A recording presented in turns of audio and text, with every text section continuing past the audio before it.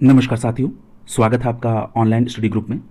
Uttar Pradesh special से संबंधित जो सीरीज स्टार्ट की गई है, इसके अंतर्गत आज की क्लास में खनिज एवं ऊर्जा संसाधन से संबंधित पूर्व में विभिन्न आयोगों के द्वारा जो प्रश्न पूछे गए हैं, उन सभी प्रश्नों को विस्तृत व्याख्या सहित कंप्लीट कराया जाएगा। साथ ही साथ इस चैप्टर से संबंधित जो भी संभावित प्रश्न हैं, उनको भी आज ही की क्लास में शामिल कराते हुए एक होलिस्टिक अप्रोच के साथ ये चैप्टर कंप्लीट कराया जाएगा। तो चलिए प्रारंभ करते हैं आज का ये सेशन। आज का सबसे पहला प्रश्न है कि नरौरा परमाणु विद्युत संयंत्र उत्तर प्रदेश के किस जिले में स्थित है। तो ध्यान रखिएगा, ये जो नरौरा में विद्युत संयंत्र है, ये कैसा है? परमाणु विद्युत संयंत्र है और ये बुलंदशहर जिले में है। तो यहाँ पर आपका सी विकल्प सही हो जाएगा। नरौरा परमाणु विद्युत संयंत्र उत्तर प्रदेश के बुलंदशहर में स्थित है। अगर हम इसकी स्थापना की बात करें तो यहाँ पर दिया गया है इसकी स्थापना 1 नवंबर 1977 को की गई और इसकी जो पहली इकाई कमीशन हुई वो 1 जनवरी 1991 में की गई। अब देखिए, यहाँ पर इस फैक्ट को जरा और क्लियर करने की आवश्यकता है ताकि आपको कोई कंफ्यूजन न रहे। याद रखिएगा, जो नरौरा परमाणु ऊर्जा संयंत्र है, यहाँ पर 2 इकाइयाँ हैं। कितनी इकाइयाँ हैं? 2 इकाइयाँ हैं। सबसे पहली इकाई की अगर हम बात करें तो याद रखेंगे, नरौरा फर्स्ट जो है, इसका जो निर्माण शुरू हुआ था वो 1 दिसंबर 1976 को हुआ। कब हुआ? 1 दिसंबर 1976 को इसका निर्माण शुरू हुआ। और अगर पूछा जाए ये नरौरा फर्स्ट इकाई कब स्टार्ट हुई, तो याद रखेंगे 1 जनवरी 1991 को। 1 जनवरी 1991 को। आपको ये वाला फैक्ट याद रखना है कि जो नरौरा फर्स्ट है, ये इकाई स्टार्ट कब हुई? 1 जनवरी 1991 को। यदि हम नरौरा सेकंड की बात कर लें तो जो नरौरा सेकंड है, इसका जो निर्माण शुरू हुआ था वो 1 नवंबर 1977 को हुआ। कब हुआ? 1 नवंबर 1977 को। ठीक है, जो यहां पर दिया है। और अगर पूछा जाए कि नरौरा सेकंड इकाई कब स्टार्ट हुई, तो याद रखेंगे 1 जुलाई 1992 को। कब? 1 जुलाई 1992। तो आधी इंफॉर्मेशन नरौरा सेकंड की लिखी थी और आधी इंफॉर्मेशन नरौरा फर्स्ट की। तो यहां पर यह बात स्पष्ट हो गई कि जो नरौरा फर्स्ट है, ये इकाई बनना स्टार्ट कब हुआ? निर्माण 1 दिसंबर 1976 को। और नरौरा फर्स्ट इकाई स्टार्ट कब हुई? 1 जनवरी 1991 को। यही बात करें नरौरा सेकंड की, तो ये इकाई बनना स्टार्ट कब हुई? 1 नवंबर 1977 को। और नरौरा 2 इकाई स्टार्ट कब हुई? 1 जुलाई 1992। तो आपको यही ध्यान में रखना है कि 1 जनवरी 1991 को नरौरा फर्स्ट स्टार्ट हुआ और नरौरा सेकंड 1 जुलाई 1992 को। क्लियर? अब आपको किसी भी प्रकार का कोई कंफ्यूजन नहीं रखना है। अब यहां पर दूसरी बात और ध्यान रखिए। अब यहां पर और क्या प्रश्न बन सकता है? आपसे यह पूछा जा सकता है कि ये जो नरौरा में ये जो इकाई लगी हैं, ये किस प्रकार के रिएक्टर का उपयोग करती हैं। तो ध्यान रखिएगा, नरौरा में जो दोनों इकाइयां हैं, ये दबाव युक्त भारी जल रिएक्टर का प्रयोग करती हैं। किसका? दबाव युक्त भारी जल रिएक्टर का। और इसको शॉर्ट फॉर्म में क्या कहते हैं? PHWR। इसका फुल फॉर्म होता है pressurised heavy water reactor. Pressurised heavy water reactor. Clear? तो याद रखेंगे, ये दोनों इकाइयां प्रेशराइज्ड हैवी वाटर रिएक्टर का प्रयोग करती हैं। और ये किसके अंतर्गत काम करती है? तो याद रखेंगे, nuclear power corporation of India limited के अंतर्गत। क्लियर? और ये जो nuclear power corporation of India limited है, इसकी स्थापना कब हुई थी? तो याद रखेंगे 17 सितंबर 1987 को। और इसको शॉर्ट फॉर्म में कहते हैं NPCIL। क्लियर? तो ये बातें आपको ध्यान में रखनी है। अगला देखिए, अगले प्रश्न में आपसे पूछा जा रहा है कि भारत का विशालतम विद्युतीय शहर किस स्थान पर निर्मित किया जा रहा है। बात की जा रही है इलेक्ट्रॉनिक सिटी की। तो याद रखेंगे, जो इलेक्ट्रॉनिक सिटी स्टैब्लिश हो रही है वो संदर्भ है ग्रेटर नोएडा से। ठीक है, तो यहां पर आपका डी विकल्प सही हो जाएगा। ग्रेटर नोएडा जो है ये इलेक्ट्रॉनिक सिटी से संबंधित है। ठीक है, तो यहां पर आपका डी विकल्प आंसर हो जाएगा। तो ये बात आपको ध्यान में रखनी है। अगला देखिए, अब इसमें जो डिटेल दिया गया है वो बहुत महत्वपूर्ण नहीं है। अगले प्रश्न में पूछ रहा है कि उत्तर प्रदेश के किस जिले में डोलोमाइट नामक खनिज का उत्पादन होता है। बात की जा रही है डोलोमाइट की। तो यहां पर आपका कौन सा विकल्प सही होगा? तो याद रखेंगे, यहां पर विकल्प बी सही हो जाएगा। डोलोमाइट की जब बात हो तो आप यहां पर सोनभद्र को याद रखेंगे। और अगर डोलोमाइट के संदर्भ में सोनभद्र का स्पेसिफिक लोकेशन पूछे तो याद रखेंगे बारी में। कहां पर? बारी में। ये ध्यान रखेंगे, सोनभद्र के बारी से संबंधित है डोलोमाइट। क्लियर? तो यहां पर आपका सही जवाब क्या होगा? विकल्प बी सही हो जाएगा। डोलोमाइट का संबंध सोनभद्र के बारी से है। याद रखिएगा, यहां पर इसको बड़ा कर देते हैं। याद रखिएगा, यहां पर जिस चूना पत्थर में 10% से अधिक मैग्नीशियम होता है वो डोलोमाइट कहलाता है। जिस चूना पत्थर में 10% से अधिक मैग्नीशियम होगा वो डोलोमाइट कहलाएगा। जब तक ये अनुपात 45% से अधिक हो जाता है तो शुद्ध डोलोमाइट कहलाता है। ठीक है, यानी अगर चूना पत्थर में 10% से अधिक मैग्नीशियम उपस्थित है तो ये डोलोमाइट कहलाता है। परंतु जब ये अनुपात 45% से अधिक हो जाता है तो ये शुद्ध डोलोमाइट कहलाता है। इसका सूत्र क्या है? CaCO3 MgCO3। क्लियर? इसमें 90% इसका जो 90% उपयोग है वो लोहा इस्पात उद्योग में, फिर उसके बाद उर्वरक उद्योग में, सीसा और मिश्र धातु उद्योग में किया जाता है। क्लियर है? तो ये भी बात स्पष्ट हो गई कि डोलोमाइट का उपयोग किस संदर्भ में होता है। तो डोलोमाइट का जो उपयोग है वो 90% उपयोग लोहा इस्पात उद्योग में, उसके बाद उर्वरक, सीसा और मिश्र धातु उद्योग में इसका उपयोग किया जाता है। अगर हम सोनभद्र के अलावा बात कर ले तो याद रखेंगे सोनभद्र के बारी में डोलोमाइट, इसके अलावा मिर्जापुर को भी ध्यान में रखिएगा। क्लियर है? एक बात और आपसे स्पष्ट कर दें कि मिर्जापुर का जो कजराहट क्षेत्र है ये डोलोमाइट के लिए फेमस है। यहां पर सोनभद्र और मिर्जापुर के साथ साथ डोलोमाइट के संदर्भ में आप बांदा को भी ध्यान में रखिएगा। ठीक है? तो यहां पर डोलोमाइट बारी सोनभद्र में, मिर्जापुर में और बांदा में भी है। क्लियर है? तो ये बात स्पष्ट हो गई। याद रखिएगा बांदा में एक बात और ध्यान रखिए, देखिए यहां पर मेंशन भी है कि बांदा में डोलोमाइट और इसके अलावा चाइना क्ले भी प्रसिद्ध है। बांदा में चाइना क्ले भी। अब देखिए चाइना क्ले की जो बात हो रही है तो चाइना क्ले के संदर्भ में आपको बांदा के साथ साथ सोनभद्र का भी नाम ध्यान में रखना है। ठीक है? तो देखिए ये खनिज जो है परीक्षा के दृष्टिकोण से बहुत महत्वपूर्ण है। यहां से सीधा प्रश्न आपसे पूछा है तो डोलोमाइट की बात होगी तो बारी सोनभद्र, मिर्जापुर और बांदा में। चाइना क्ले की बात होगी तो बांदा के साथ साथ सोनभद्र को भी ध्यान में रखिएगा। चूंकि बांदा की बात हो गई तो बांदा के संदर्भ में एक बात और आपको ध्यान में रखना है कि बांदा में ही गेरू भी पाया जाता है। क्या पाया जाता है? गेरू भी पाया जाता है। ये गेरू क्या है? तो ये एक प्राकृतिक मृदा वर्णक है। इसका प्रयोग रंग और पेंट बनाने में किया जाता है। तो अगर पूछा जाए कि गेरू का संबंध कहां से है तो आप इसको बांदा से ही कोरिलेट करिएगा। क्लियर है? तो ये बात स्पष्ट हो गई। देखिए सोनभद्र का जो इलाका है ये खनिज के मामले में बहुत महत्वपूर्ण है।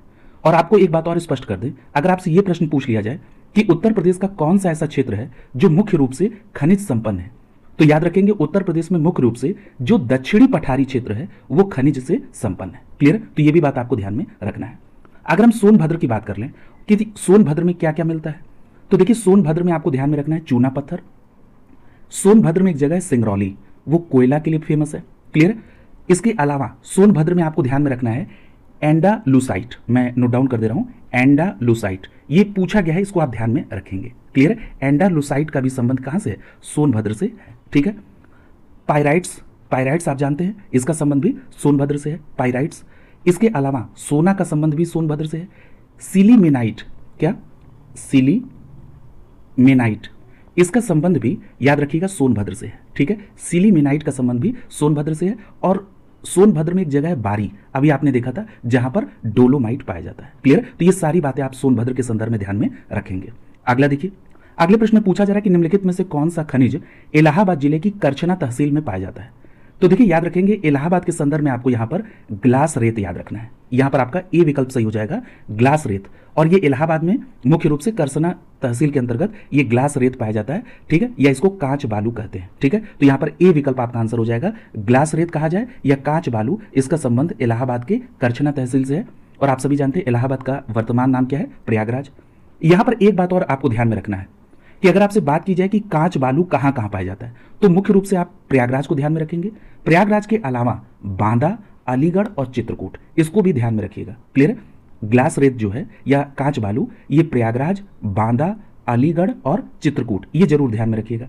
अगला दिया है संगमरमर। संगमरमर के संदर्भ में आपको दो क्षेत्र याद रखना है, मिर्जापुर और सोनभद्र। संगमरमर कहां पर? मिर्जापुर और सोनभद्र में। यूरेनियम की बात होगी तो ललितपुर को तो बिल्कुल आपको कंठस्थ याद रखना है। यूरेनियम की बात हो तो सीधे ललितपुर। और अगर बाक्साइड की बात हो तो देखिए बाक्साइड के बारे में आपको ध्यान में रखना है कि बाक्साइड बांदा आपको ध्यान में रखना है, चंदौली ध्यान में रखना है। बांदा के साथ साथ वाराणसी में भी बाक्साइड, ललितपुर को भी यूरेनियम और बाक्साइड दोनों के संदर्भ में, चित्रकूट को याद रखिएगा और चंदौली। तो बाक्साइड के संदर्भ में कौन कौन? बांदा, वाराणसी, ललितपुर, चित्रकूट और चंदौली। ये बात आपको ध्यान में रखनी है। क्लियर? अगला प्रश्न देखिए,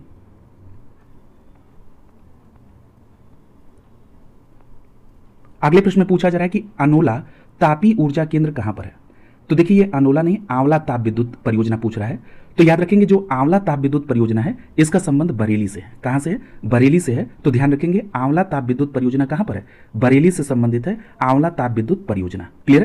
तो ये बात स्पष्ट हो गई कि जो आंवला ताप विद्युत परियोजना है इसका संबंध कहां से है? बरेली से है। और याद रखिएगा ये गैस आधारित संयंत्र है। क्लियर? और उत्तर प्रदेश में राष्ट्रीय ताप निगम यानी एनटीपीसी की 7 उत्पादन इकाइयां हैं और 36 निर्माणाधीन इकाइयां हैं। अब ये इकाइयां कहां कहां पर है? तो ध्यान रखिएगा ये इकाइयां गौतम बुद्ध नगर, अब गौतम बुद्ध नगर में दादरी। क्लियर? तो याद रखेंगे इस बात को, गौतम बुद्ध नगर में कौन सा जगह है? दादरी। ठीक है, तो अगर पूछा जाए कि दादरी ताप विद्युत संयंत्र, तो ये गौतम बुद्ध नगर में है। ठीक है, तो ये बात आपको ध्यान में रखनी है। इसी तरह बरेली के संदर्भ में भी आपने देखा कि आंवला ताप विद्युत संयंत्र। ठीक है, रायबरेली के संदर्भ में आपसे पूछा जाए तो याद रखेंगे रायबरेली में ऊंचाहार। ठीक है, रायबरेली में क्या है? ऊंचाहार हो जाएगा। अंबेडकर नगर की अगर बात की जाए तो याद रखेंगे अंबेडकर नगर में टांडा ताप विद्युत संयंत्र। अंबेडकर नगर में क्या है? टांडा ताप विद्युत संयंत्र। ठीक है, सोनभद्र की बात हो तो सोनभद्र के संदर्भ में आपको ध्यान में रखना है, सोनभद्र में सिंगरौली और रिहंद। ठीक है, सोनभद्र में आप क्या ध्यान में रखेंगे? सिंगरौली और रिहंद। ठीक है, तो ये दोनों बातें ध्यान में रखेंगे सोनभद्र के संदर्भ में। औरैया ताप विद्युत संयंत्र। ठीक है, और औरैया के संदर्भ में याद रखिएगा ये गैस आधारित है। ठीक है, और जो गौतम बुद्ध नगर में मैंने दादरी आपको बताया है, ये कोयला और गैस, ये दोनों परियोजना यहां पर है। ठीक है, तो ये सारी बातें स्पष्ट हो गई आपको। यहां पर जो यहां पर 7 इकाइयां बताई गई थी जिलों के संदर्भ में, पर्टिकुलर प्लेस से भी आपको कोरिलेट कर दिया गया। क्लियर है? इसी साथ साथ आप मेजा ताप विद्युत संयंत्र याद रखिएगा। ये जो मेजा में ताप विद्युत संयंत्र है, इसके संदर्भ में आपको क्या ध्यान में रखना है? याद रखिएगा ये 2 लोगों के कोलैबोरेशन से बना है। एक तो है एनटीपीसी, क्लियर है, एनटीपीसी प्लस, और उसके साथ कौन है? UPRVUNL। ये किसको कहते हैं? उत्तर प्रदेश विद्युत उत्पादन निगम लिमिटेड को। क्लियर है? तो जो मेजा ताप विद्युत संयंत्र है, अगर पूछ ले कि किसके कोलैबोरेशन से, तो एनटीपीसी के साथ साथ उत्तर प्रदेश विद्युत उत्पादन निगम लिमिटेड के कोलैबोरेशन से। क्लियर है? तो ये भी बात आपको स्पष्ट हो गई। तो इतनी बातें आप यहां पर ताप विद्युत संयंत्र के बारे में और एनटीपीसी से कोरिलेट करके याद रखेंगे। अगला प्रश्न देखिए, अगले प्रश्न में पूछा जा रहा है कि उत्तर प्रदेश का जो बांदा जिला है वो किसके लिए प्रसिद्ध है? तो ध्यान रखेंगे उत्तर प्रदेश में जो बांदा जिला है ये साजर पत्थर के लिए। देखिए बांदा की जो ऑफिशियल वेबसाइट है उस पे पत्थर का नाम सजर पत्थर लिखा है। क्लियर है? तो कई बार इस बात को भी ध्यान में रखेंगे कि मिसप्रिंट भी हो जाता है, सजर पत्थर का उल्लेख वहां पर किया गया है बांदा की ऑफिशियल वेबसाइट पर। याद रखिएगा इस बात को कि जो बांदा में केन नदी का तल है वहां से गोमेद रत्नों और सेजर पत्थर, यानी जो केन नदी है यहीं से सजर पत्थर या सेजर पत्थर पाया जाता है। और इस पत्थर की विशेषता यह है कि इसमें प्राकृतिक रूप से प्राकृतिक दृश्य बने हुए हैं। तो आपसे यह भी प्रश्न इस तरह से पूछा जा सकता है कि निम्नलिखित में से किसमें प्राकृतिक रूप से प्राकृतिक दृश्य बने हुए हैं? तो याद रखेंगे बात हो रही है सजर पत्थर या सेजर पत्थर की, और ये किस नदी में? केन नदी में। और किस जिले से कोरिलेट करेंगे? बांदा से। क्लियर है? तो ये बात स्पष्ट हो गई। तो इस बात को भी ध्यान में रखना है। मैंने आपसे कहा है कि जिलों की जो ऑफिशियल वेबसाइट है वहां से जो पर्यटन का सेक्शन है वहां से सीधा प्रश्न आपसे पूछ दिया जाता है। क्लियर? तो ये बात स्पष्ट हो गई कि बांदा उत्तर प्रदेश के बुंदेलखंड में स्थित है और यहाँ पर ये जो सजर या सेजर पत्थर है ये पाए जाते हैं। और एक बात और आपको स्पष्ट कर दें कि इनका निर्यात भी किया जाता है। क्लियर? इन पत्थरों को बाहर निर्यात भी किया जाता है और इन पत्थरों का जो उपयोग है वो ऐतिहासिक खजुराहो और कालिंजर गुफाओं के निर्माण में हुआ है। ठीक है? तो ये बात आपको ध्यान में रखनी है। अगला प्रश्न देखिए, अगले प्रश्न में पूछ रहा है कि उत्तर प्रदेश में प्रमुख आणविक शक्ति संयंत्र कहां पर अवस्थित है? तो देखिए अगर हम उत्तर प्रदेश के प्रमुख आणविक शक्ति संयंत्र की बात करें तो अभी आप ये पढ़ चुके हैं नरौरा बुलंदशहर में। क्लियर? तो यहां पर अभी आपने पढ़ा था नरौरा परमाणु ऊर्जा संयंत्र, वही पूछा जा रहा है। तो यहां पर आपका आंसर क्या हो जाएगा? ए विकल्प सही हो जाएगा। नरौरा बुलंदशहर में आणविक शक्ति संयंत्र है। ठीक है? तो ए विकल्प आपका आंसर हो जाएगा। और आपको यह भी पता है अगर क्षमता की बात करें तो मैंने आपसे बताया था कि नरौरा में जो परमाणु ऊर्जा संयंत्र है ये 2 संयंत्र है। ठीक है? एक संयंत्र की क्षमता 220, ठीक, और दूसरे की 220, तो कुल मिलाकर कितना हो गया? 440। ठीक है? तो ये ध्यान में रखिएगा। दूसरी बात यहां पर लिख रहा है कि इस संयंत्र को NPCIL द्वारा संचालित किया जा रहा है। मैंने याद करिए पहले ही प्रश्न में यह बात को रिलेट कर दी थी और मैंने वहीं पर आपको इसका फुल फॉर्म बताया था NPCIL यानी nuclear power corporation of India limited. और कई बार ऐसा देखा गया कि आपकी परीक्षाओं में इस तरह के निगम के स्थापना या उनकी पंजीकृत वर्ष को पूछ लिया जाता है। तो ध्यान रखिएगा ये जो nuclear power corporation of India limited है इसको पंजीकृत कब किया गया? तो ध्यान रखेंगे 17 सितंबर 1987 को। 17 सितंबर 1987 को। ठीक है? तो ये बात ध्यान में रखेंगे। और परमाणु ऊर्जा अधिनियम कौन था जिसके तहत इसको शामिल किया गया? तो याद रखेंगे परमाणु ऊर्जा अधिनियम 1962 के अधीन। ठीक है? तो परमाणु ऊर्जा अधिनियम 1962 के अधीन nuclear power corporation of India limited को पंजीकृत किया गया और यह पंजीकरण कब हुआ? 17 सितंबर 1987 को। क्लियर? तो ये बात स्पष्ट हो गई। अगला प्रश्न देखिए, अगले प्रश्न में पूछ रहा है कि निम्नलिखित में से कौन सा युग्म सही सुमेलित नहीं है? अब देखिए जब पूछा जा रहा है कौन सा युग्म सही सुमेलित नहीं है, सबसे पहले लिख रहा है कोयला। तो कोयला के संदर्भ में आपको पता है सोनभद्र। ठीक है? तो ये बात स्पष्ट हो गई। उसके बाद दूसरा लिख रहा है बालू पत्थर मिर्जापुर। तो ये भी बात सही है, चर्चा हो चुकी है। उसके बाद लिख रहा है सिलिकॉन बालू प्रयागराज, इसकी भी अभी चर्चा हुई थी कि ये जो सिलिकॉन बालू है इसका संदर्भ कहां से, प्रयागराज से। यूरेनियम, और यूरेनियम के संदर्भ में भी आपसे चर्चा हुई थी, और मैंने आपसे कहा था यूरेनियम की जब बात हो तो इसको आप सीधे किससे कोरिलेट करेंगे, ललितपुर से करेंगे। किससे करेंगे, ललितपुर से करेंगे। तो इस बात को भी आप ध्यान में रखेंगे। तो यहां पर डी जो ऑप्शन है ये सही सुमेलित नहीं है, तो यहां पर डी विकल्प आपका आंसर हो जाएगा। क्लियर, इस प्रश्न का आंसर क्या होगा, डी विकल्प हो जाएगा। तो याद रखेंगे कोयला के लिए सोनभद्र को, बालू पत्थर के लिए मिर्जापुर को, और सिलिकॉन बालू के लिए प्रयागराज, यूरेनियम के लिए ललितपुर को आपको ध्यान में रखना है। आप देखिए सोना के लिए अगर आपसे सोनभद्र में पर्टिकुलर प्लेस पूछ लिया जाए तो सोनभद्र में किसको ध्यान में रखेंगे, अभी मैंने आपसे चर्चा की थी सिंगरौली को। किसको याद रखेंगे, सिंगरौली को। ठीक है, तो ये बात स्पष्ट रूप से आपको ध्यान में रखना है कि सोनभद्र में जो सिंगरौली है ये कोयला के लिए प्रसिद्ध है। ठीक है, यहां पर एक बात और याद रखिएगा कि सोनभद्र में ही अभी आप पढ़ चुके हैं चूना पत्थर भी। ठीक है, अच्छा अगले ऑप्शन में लिखा है बलुआ पत्थर। कई बार इन पत्थर के नाम में कंफ्यूजन होती है, यहीं पर उस कंफ्यूजन को समाप्त करिए। देखिए बात करें अगर बालू पत्थर की, बालू पत्थर का मतलब क्या हो गया, सैंड स्टोन की बात हो रही है। सैंड स्टोन यानी बालू पत्थर की जब भी बात होगी तो आप उसको मिर्जापुर से कोरिलेट करेंगे। लेकिन अगर चूना पत्थर की बात होगी तो चूना पत्थर को आप किससे कोरिलेट करेंगे, सोनभद्र से। ठीक है, चूना पत्थर को किससे, सोनभद्र से कोरिलेट करिएगा। ठीक है, और एक बात और याद रखिएगा, यह भी प्रश्न पूछा जाता है कि चूना पत्थर का उपयोग किसमें, किस उद्योग के लिए, तो सीमेंट उद्योग में प्रयोग होता है चूना पत्थर। क्लियर, तो यह भी बात स्पष्ट हो गई। और ये जो सिंगरौली सोनभद्र कोयला के लिए फेमस है, अगर पूछा जाए कि यहां पर खनन किसके द्वारा होता है तो याद रखेंगे कोल इंडिया लिमिटेड के द्वारा यहां पर खनन होता है। ठीक है, डोलोमाइट भी आप सोनभद्र के संदर्भ में पढ़ चुके हैं, और डोलोमाइट के लिए मैंने पर्टिकुलर प्लेस क्या बताया था, सोनभद्र के बारी में। क्लियर, तो ये बात स्पष्ट हो गई, अब इसमें कोई कंफ्यूजन नहीं। सिलिकॉन बालू के संदर्भ में प्रयागराज, और यूरेनियम की बात होगी तो ललितपुर को आप सीधा ध्यान में रखेंगे। अगला प्रश्न देखिए, अगले प्रश्न में पूछ रहा है कि उत्तर प्रदेश में पाए जाने वाला मुख्य पदार्थ कौन सा है। अब देखिए जो अभी तक चर्चा हुई है उसमें जरा इसको फाइंड आउट करिए। देखिए चूने पत्थर पर तो अभी डिटेल बात हुई है ना कि चूना पत्थर सीमेंट उद्योग में प्रयोग होता है और इसका संबंध सोनभद्र से है, यानी ये तो उत्तर प्रदेश का मुख्य पदार्थ है।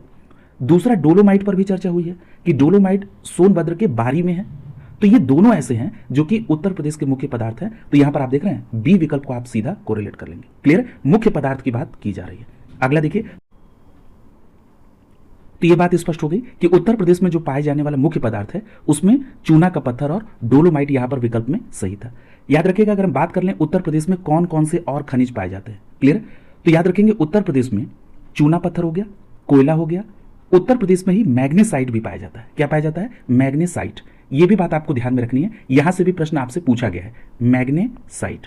अब ये मैग्नेसाइट का प्रयोग क्या है, तो देखिए याद रखिएगा ये जो मैग्नेसाइट है इसका प्रयोग सहताप ईंटों के निर्माण में किया जाता है। क्लियर, तो मैग्नेसाइट का प्रयोग सहताप ईंटों के निर्माण में। और अगर आपसे पूछा जाए कि मैग्नेसाइट जो है इसका संबंध उत्तर प्रदेश के किस जिले से किया जाएगा, तो याद रखेंगे उत्तर प्रदेश के बांदा और वाराणसी। क्लियर, कहां से, बांदा और वाराणसी से इसको कोरिलेट करके याद रखेंगे, किसको, मैग्नेसाइट को। क्लियर, तो ये बात स्पष्ट हो गई, मैग्नेसाइट हो गया। इसी तरह से याद रखिएगा सॉफ्ट स्टोन, ये भी उत्तर प्रदेश में, तांबा का संदर्भ भी उत्तर प्रदेश में, जिप्सम का प्रयोग भी। क्लियर, अभी आपने पीछे ग्लास सैंड पढ़ा है, संगमरमर को याद रखिएगा, फायर क्ले ये भी याद रखिएगा, यूरेनियम ललितपुर से कोरिलेट करके आपने देखा है। क्लियर, डायस्पोर को याद रखेंगे, इसके साथ साथ पायरो पाइलाइट को भी याद रखेंगे, पायरो पाइलाइट को। ठीक है, एंडालुसाइट को आप पढ़ चुके हैं।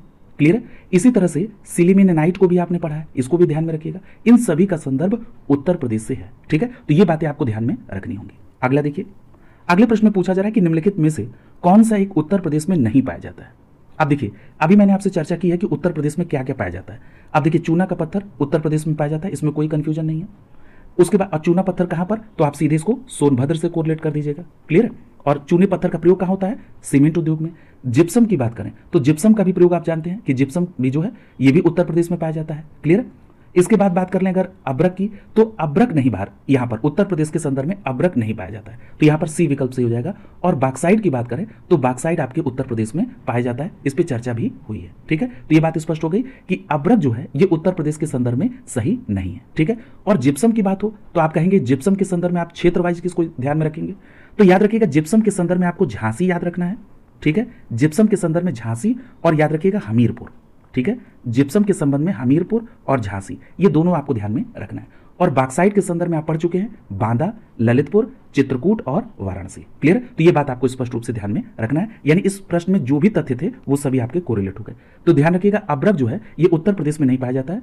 भारत में अगर हम अब्रक के भंडार की बात करें तो लगभग 95% झारखंड, आंध्र प्रदेश और राजस्थान में पाया जाता है। क्लियर। उत्तर प्रदेश के प्रयागराज के करछना में कांच रेत पाई जाती है, इस पे चर्चा हो चुकी है। संगमरमर की बात करें तो मिर्जापुर और सोनभद्र में, इस पे भी चर्चा हो चुकी है।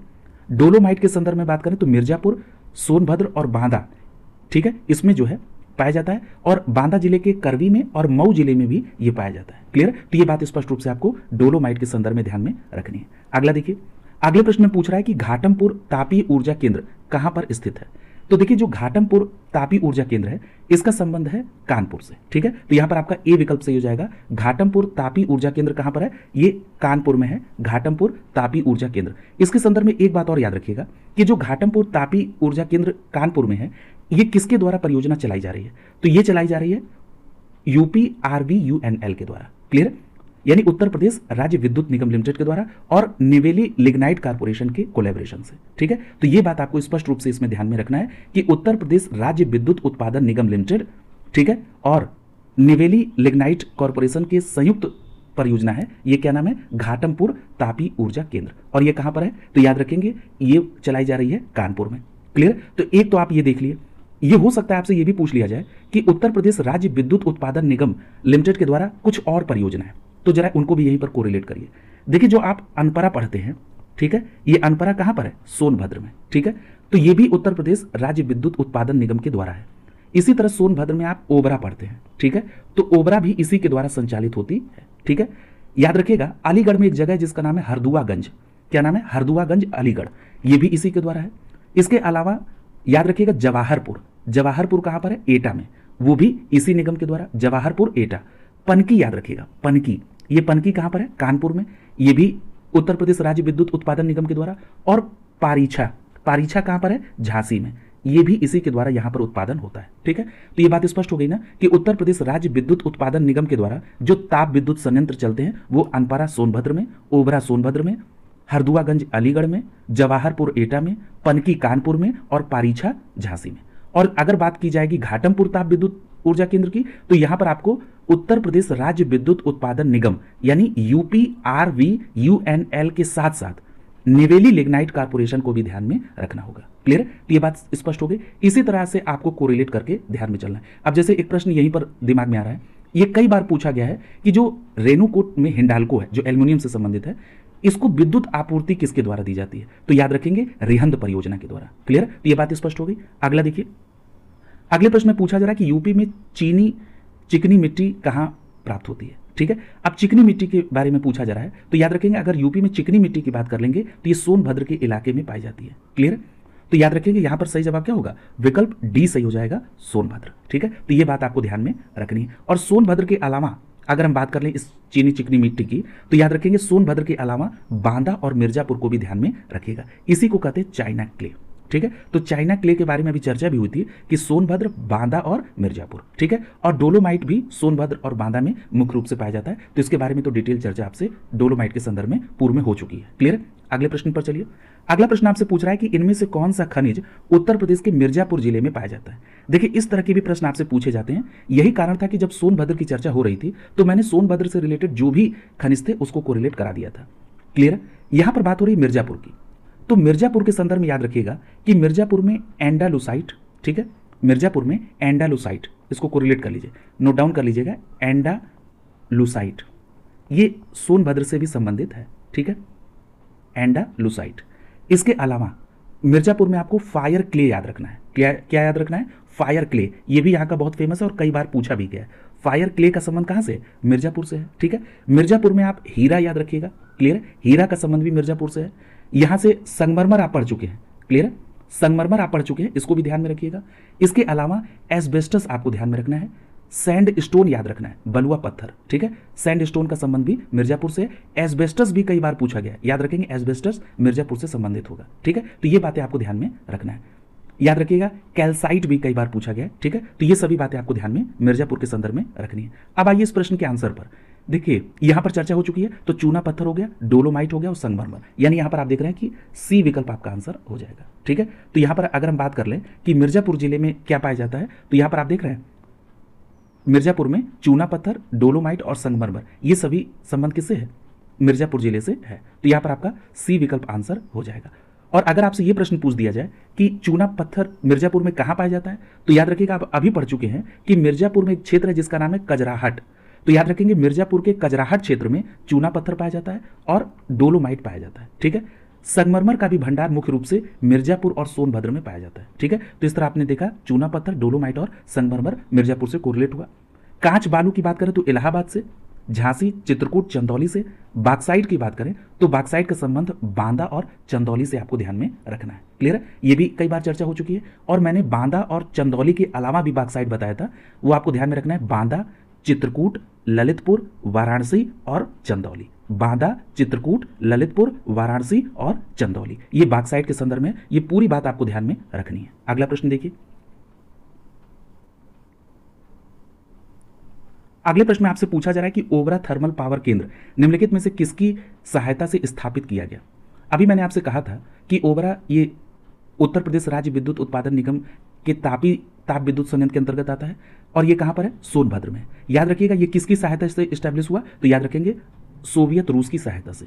ए विकल्प आपका आंसर हो जाएगा। तो इस बात को याद रखिएगा कि ओबरा ताप विद्युत गृह जो है ये सोवियत रूस की सहायता से स्थापित किया गया और ये उत्तर प्रदेश के सोनभद्र में ओबरा नामक स्थान पर स्टैब्लिश है। क्लियर, तो इसके बारे में डिटेल चर्चा भी हुई है अभी। अगला प्रश्न देखिए। अगला प्रश्न पूछा जा रहा है कि उत्तर प्रदेश के किस जिले में हीरा का निष्कर्षण यानी प्राप्त किया जाता है। अब हीरा के संदर्भ में आपसे पूर्व में भी हमने आपसे मिर्जापुर के संदर्भ में चर्चा की है, लेकिन यहां पर मिर्जापुर ऑप्शन में नहीं है, तो हीरा का संबंध मिर्जापुर के अलावा कहां से होगा, बांदा से। ठीक है, तो याद रखेंगे ए विकल्प सही हो जाएगा। तो हीरा की जब भी बात होगी तो बांदा के साथ साथ आप मिर्जापुर को भी ध्यान में रखिएगा। हो सकता है अगला विकल्प बांदा की जगह पर मिर्जापुर ही दिया रहे, तो यहां पर ए विकल्प सही हो जाएगा, बांदा और मिर्जापुर, ये आप हीरे के संदर्भ में आपको ध्यान में रखना है। ललितपुर में यूरेनियम बिल्कुल स्पष्ट याद रखना है। हमीरपुर में सेलखड़ी, सेलखड़ी भी कई बार पूछा गया, तो इसको हमीरपुर से कोरिलेट करके आपको ध्यान में रखना है। इसके अलावा मिर्जापुर में बलुआ पत्थर, प्रयागराज में सिलिका सैंड पाया जाता है। ठीक है, तो ये बात आपको ध्यान में रखनी है। क्लियर, तो अच्छा प्रयागराज की बात हो रही है कि सिलिका सैंड यानी यहां पर कांच बालू। इसी के साथ साथ एक बात और प्रयागराज से कोरिलेट कर लीजिएगा कि प्रयागराज में ही पोटास लवण भी पाया जाता है। क्लियर है, अगर पोटास लवण को पूछे कि ये क्या प्रयागराज से कोरिलेट होगा तो आप कहेंगे बिल्कुल यस। ठीक है, तो पोटास लवण को भी आप कोरिलेट कर दीजिएगा प्रयागराज से। क्लियर, तो ये भी बात स्पष्ट हो गई। और पोटास लवण को केवल प्रयागराज से ही नहीं, जरा इसको पूरा देख लीजिए, प्रयागराज के अलावा वाराणसी, चंदौली, बांदा, झांसी और सोनभद्र, मैं फिर से कोरिलेट कर रहा हूं, प्रयागराज, वाराणसी, चंदौली, बांदा, झांसी और सोनभद्र, ये पोटास लवण के क्षेत्र हैं। ठीक है, तो ये बात स्पष्ट रूप से आपको ध्यान में रखना है। अगला प्रश्न देखिए। अगले प्रश्न में पूछा जा रहा है कि विंध्य प्रांत में मिर्जापुर प्रसिद्ध है अपने किस उपक्रमों के लिए। तो देखिए यहां पर मिर्जापुर को पूछ रहा है किसके लिए फेमस है, तो याद रखेंगे ये विंध्य प्रांत में मिर्जापुर सीमेंट के लिए फेमस है। किसके लिए फेमस है, सीमेंट के लिए फेमस है, तो यहां पर आपका बी विकल्प आंसर हो जाएगा। क्लियर है, तो ये बात स्पष्ट हो गई कि विंध्य प्रांत में मिर्जापुर अपने सीमेंट उपक्रमों के लिए प्रसिद्ध है।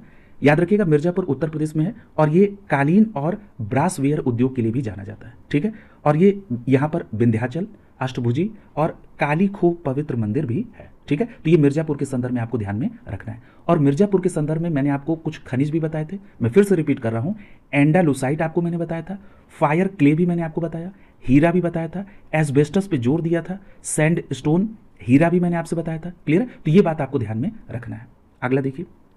अगला प्रश्न पूछा जा रहा है कि उत्तर प्रदेश का कौन सा शहर अपने संगमरमर के लिए प्रसिद्ध है। तो देखिए संगमरमर के लिए तो मैंने आपको मिर्जापुर ही अभी कोरिलेट किया, तो यहां पर आपका सही जवाब क्या हो जाएगा, विकल्प सी सही हो जाएगा, मिर्जापुर। क्लियर, संगमरमर के लिए आप मिर्जापुर को यहां पर कोरिलेट कर देंगे, तो यहां पर सही जवाब क्या हो जाएगा, सी विकल्प सही हो जाएगा, संगमरमर के लिए मिर्जापुर। और मिर्जापुर के साथ साथ संगमरमर के लिए आप सोनभद्र को भी ध्यान में रखिएगा। क्लियर, तो ये बात स्पष्ट हो गई कि संगमरमर की बात होगी तो मिर्जापुर और सोनभद्र होगा। ठीक है, और मिर्जापुर में यहां पर खनिज की बात कर रहा है तो एस्बेस्टस याद रखिएगा। अब देखिए यहां पर एस्बेस्टस आपने पढ़ा था, सैंड स्टोन भी आपने पढ़ा था। ठीक है, कैल्साइट की भी बात याद रखिएगा, इसी को मैं बोल रहा था एंडालुसाइट। ठीक है, ये भी बहुत बार पूछा गया है, और हीरा को भी याद रखिएगा। क्लियर है, लेकिन एक चर्चा यहां पर छूट रही है फायर क्ले की, जरा यहीं पर इसको भी कोरिलेट कर दीजिए क्योंकि यहां पर ये लिखा हुआ है। तो देखिए ये तो बातें आपको ध्यान में रखनी है मिर्जापुर के संदर्भ में। फायर क्ले भी याद रखिएगा, क्या याद रखेंगे, फायर क्ले। अब यहां पर एक बात ध्यान में रखिएगा कि फायर क्ले के लिए मिर्जापुर का एक स्पेसिफिक क्षेत्र है, उस क्षेत्र का नाम क्या है, बांसी, बांसी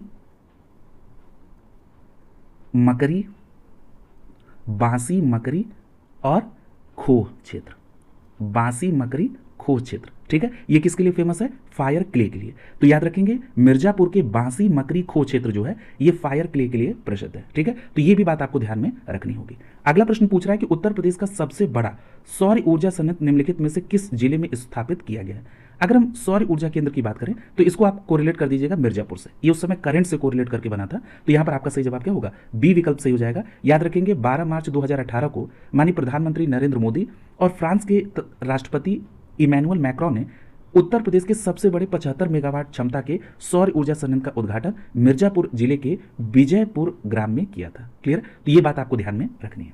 अगला देखिए, अगले प्रश्न में पूछा जा रहा है कि यहां पर आपको अच्छा एक बात और ध्यान रखिए, जरा यहीं से कोरिलेट करिए कि अगर आपसे पूछा जाए कि सौर फोटोवोल्टिक तकनीक पर आधारित कौन कौन से प्रोजेक्ट है, तो ध्यान रखिएगा अगर हम बात करें सौर फोटोवोल्टिक तकनीक पर आधारित तो इसमें सबसे पहले आपको ध्यान में रखना होगा कल्याणपुर की। किसकी? कल्याणपुर। ये बात हो रही है सौर फोटोवोल्टिक तकनीक पर, और ये कहां पर है? अलीगढ़ में। कहां पर है? अलीगढ़ में। ठीक है, और दूसरा जो आपको ध्यान में रखना है, दूसरा है घोसी, और ये घोसी कहां पर है? तो याद रखिएगा घोसी मऊ में है। ठीक है, ये संबंधित है किससे? सौर फोटोवोल्टिक तकनीक पर आधारित परियोजना है। ठीक है, तो ये दोनों आपको ध्यान में रखना है। अगला प्रश्न पूछ रहा है कि उत्तर प्रदेश में आईटी, टेक्सटाइल, हस्तशिल्प और गैर पारंपरिक ऊर्जा जैसे विभिन्न क्षेत्रों को पूरा करने के लिए उत्तर प्रदेश राज्य में जो SEZ यानी विशेष आर्थिक क्षेत्र की मंजूरी दी गई है उनकी टोटल संख्या क्या है?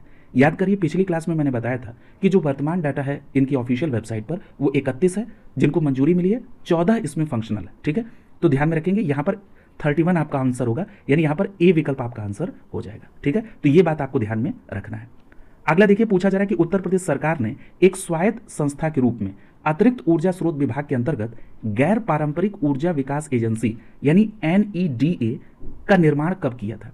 तो सबसे पहली बात NEDA क्या है? ये एक गैर पारंपरिक ऊर्जा विकास एजेंसी है, और इसका गठन कब किया गया? तो याद रखेंगे इसका गठन हुआ था अप्रैल 1983 को। कब हुआ था? अप्रैल 1983 को। तो यहां पर आपका सही जवाब क्या होगा? विकल्प डी सही हो जाएगा।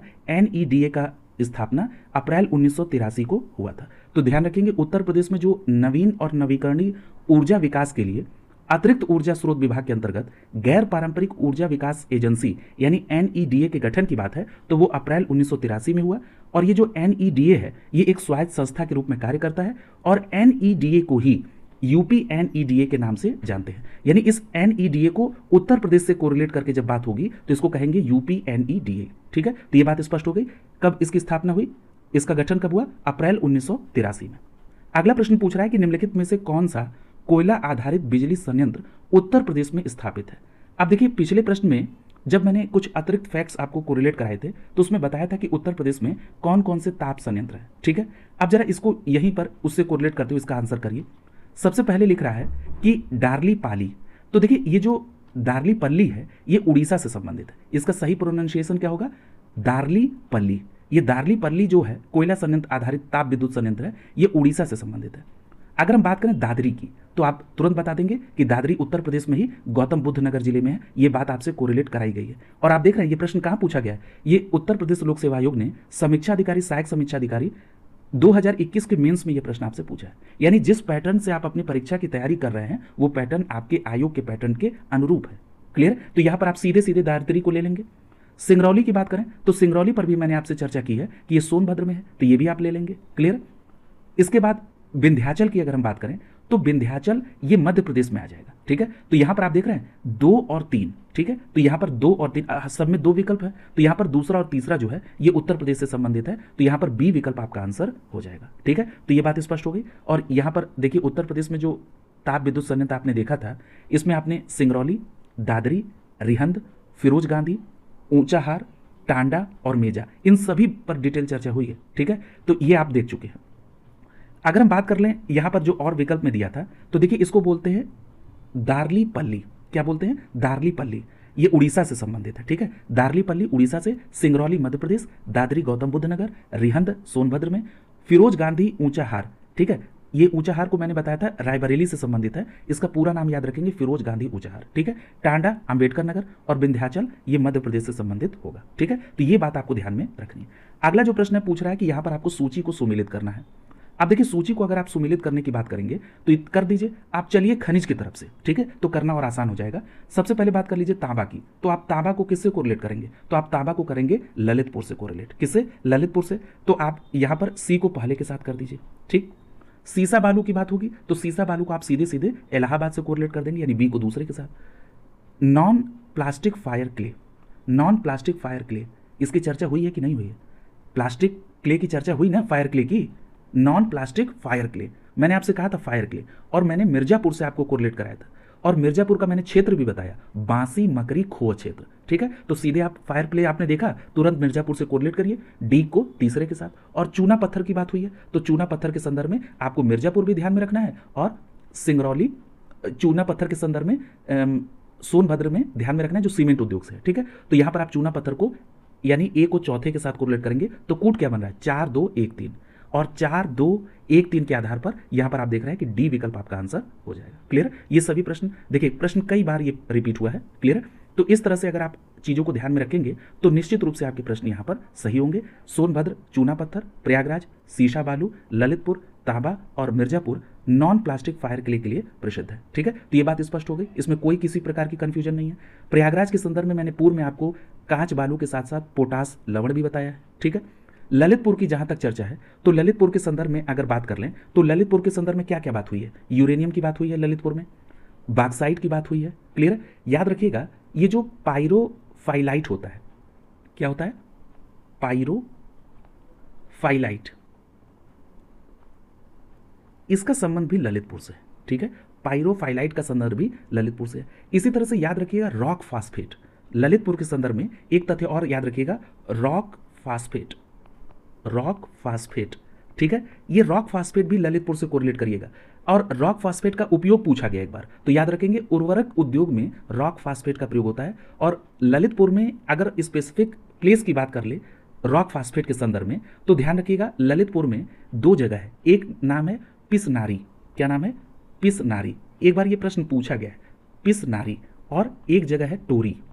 ये कहां पर है, ललितपुर में, और ये किसके लिए फेमस है, तो ये रॉक फास्फेट के लिए फेमस है। पिसनारी और टोरी ये ललितपुर में है और ये रॉक फास्फेट के लिए फेमस है, और रॉक फास्फेट उर्वरक उद्योग के लिए प्रसिद्ध है, ठीक है। तो इतनी बातें अगर आप इसके संदर्भ में याद रखेंगे तो कैसे भी प्रश्न बने आप आसानी से कर ले जाएंगे। ललितपुर के संदर्भ में आपको सोना भी ध्यान में रखना है, ठीक है। ललितपुर के संदर्भ में सोना भी ध्यान में रखिएगा, तांबा भी ध्यान में रखिएगा। और तांबा के संदर्भ में अगर आपको स्पेसिफिक क्षेत्र पूछ दे तो अभी आपने पीछे पढ़ा था सोनराई क्षेत्र, कौन सा था, सोनराई क्षेत्र, ठीक है। तो ये सोनराई क्षेत्र है ललितपुर में जो कि तांबा के लिए प्रसिद्ध है। इसी तरह से डायस्पोर आप ध्यान में रखेंगे, ग्रेनाइट को भी याद रखेंगे ललितपुर के संदर्भ में, लौह अयस्क भी याद रखिएगा और क्वार्ट्ज भी याद रखिएगा, ठीक है। तो ललितपुर के संदर्भ में मैंने जितनी बात आपको बताई इसको आप निश्चित रूप से नोट डाउन कर लेंगे। अगले प्रश्न में पूछ रहा है कि उत्तर प्रदेश में कोयला का भंडार। अब देखिए कोयला का भंडार की बात होगी तो सीधे आप सिंगरौली बता देंगे, और अगर आपसे कोई पूछ देगा कि सिंगरौली कहां पर है तो आप कहेंगे सोनभद्र में। खनन यहां कौन करता है, तो कोल इंडिया लिमिटेड के द्वारा। क्लियर। तो ये आपके लिए बहुत आसान है, तो यहां पर बी विकल्प आपका आंसर हो जाएगा, ठीक है। देखिए कोयले के प्रमाणिक भंडार की दृष्टि से उत्तर प्रदेश का कौन सा स्थान, ये तो अपडेट करेंगे। खनिज के संदर्भ में जो करंट में अपडेटेड डेटा है उसके लिए और कृषि से संबंधित अलग से आपको क्लास प्रोवाइड की जाएगी। क्लियर। तो देखिए यहाँ पर सिंगरौली जो है, याद रखेंगे सिंगरौली क्षेत्र जो है सोन नदी घाटी में ये क्षेत्र है, और ये मुख्यतः मध्य प्रदेश की सीधी सिंगरौली जिला में आता है और अंशतः उत्तर प्रदेश के सोनभद्र जिले में आता है। ये भी बात आपको ध्यान में रखनी है। अगला प्रश्न देखिए पूछा जा रहा है कि यहाँ पर आपको सूची को सुमेलित करना है। यहाँ पर सबसे पहले लिखा हुआ है ग्रेनाइट, ठीक है।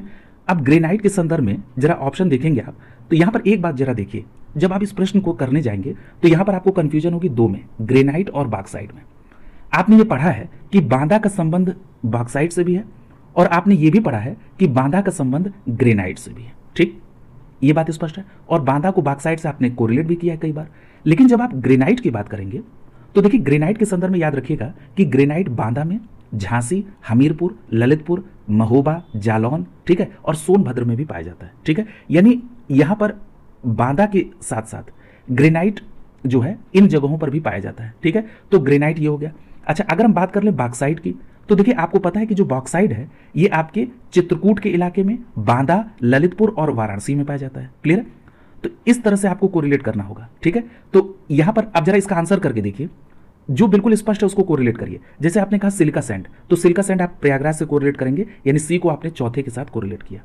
डोलोमाइट की बात होगी तो डोलोमाइट के संदर्भ में जो बहुत फेमस जगह है उसको लीजिए। तो डोलोमाइट मैंने कहा था कि ये कहाँ से, सोनभद्र से आपको रिलेट करेंगे, और सोनभद्र में मैंने आपसे कहा था कि डोलोमाइट कहाँ पाया जाता है, बारी में। कहाँ पर, बारी में। ठीक है, तो ये भी स्पष्ट हो गया, यानी डोलोमाइट यानी बी को आप पहले से कोरिलेट करिए।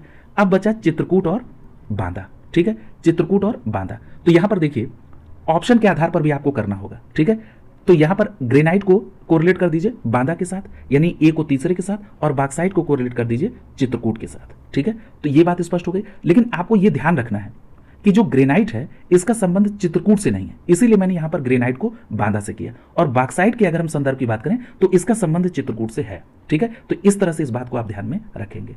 ठीक है, तो ये बात स्पष्ट हो गई। तो ये कूट क्या बना, 3 1 4 2, 3 1 4 2, तो यहां पर आपका बी विकल्प आंसर हो जाएगा। क्लियर है, तो इस बात को आपको ध्यान में रखना है। अब देखिए यहां पर जो और क्षेत्र थे उसको जरूर कोरिलेट करिए। जैसे ग्रेनाइट की बात हुई तो ग्रेनाइट के संदर्भ में बांदा हो गया। ठीक है, बांदा के साथ साथ झांसी याद रखिएगा। ठीक है, झांसी के अलावा हमीरपुर, ललितपुर, महोबा, जालौन और सोनभद्र भी याद रखिएगा। लेकिन वहां पर जब आपको कोरिलेट करना था तो आपने सोनभद्र को ग्रेनाइट से क्यों नहीं किया, क्योंकि आपको पता है कि जो विकल्प में सबसे फेमस है वो सोनभद्र में आप डोलोमाइट कर देंगे बारी से। ठीक है, बारी सोनभद्र से। ठीक है, इसलिए नहीं है, डोलोमाइट हो गया। सिलिका सैंड प्रयागराज से। बॉक्साइट के संदर्भ में बात करें तो बॉक्साइट के संदर्भ में आपको पता है कि चित्रकूट है।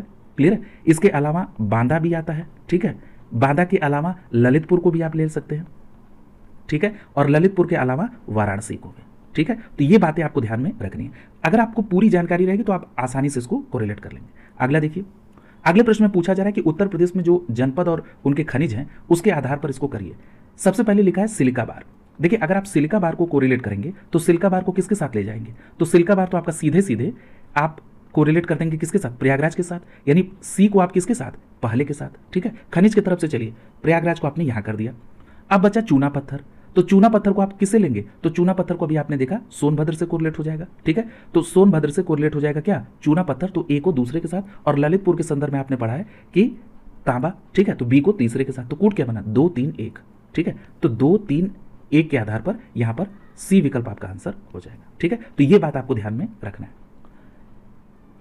तो यहां पर देखिए उत्तर प्रदेश में मुख्य रूप से खनिज में बांदा, ललितपुर, सोनभद्र और प्रयागराज के पठारी क्षेत्र, इस पर चर्चा हो चुकी है। सोनभद्र में चूना पत्थर और उनसे संबंधित, ललितपुर में तांबा का उत्पादन, सिलिका सैंड उत्तर प्रदेश में प्रथम है और ये प्रयागराज से संदर्भित है। ठीक है, तो ये बात स्पष्ट हो गई। तो इस तरह से आप चीजों को ध्यान में रखेंगे। अगला जो प्रश्न है आपसे पूछा जा रहा है कि यूरेनियम, एंडालुसाइट, पायराइट और डोलोमाइट, ये पूछ रहा है कि सोनभद्र के संदर्भ में, कि सोनभद्र, आप देखिए सोनभद्र का आप पूरा जान चुके हैं। क्लियर है, तो सोनभद्र के संदर्भ में जो भी प्रश्न आपसे पूछा जाए आप आसानी से कर ले जाएंगे। क्लियर है, अब जैसे डोलामाइट की बात हुई तो डोलामाइट तो आपने सोनभद्र के संदर्भ में पढ़ा है, और सोनभद्र में आपने डोलामाइट को स्पेसिफिक पढ़ा है बारी के संदर्भ में। ठीक है, तो यहां पर यह बात तो आपको स्पष्ट हो गई कि कुछ भी हो चौथा तो जरूर सही होगा। तो जब आपने कहा चौथा जरूर सही होगा तो यहां पर ए विकल्प तो आपका इसी तरह कट गया। ठीक, अब बचा यूरेनियम, एंडालुसाइट और पायराइट। यूरेनियम के संदर्भ में अगर अभी तक के आपके पढ़ने की बात करें तो आपने केवल ललितपुर को पढ़ा है। किसको पढ़ा है, ललितपुर को पढ़ा है।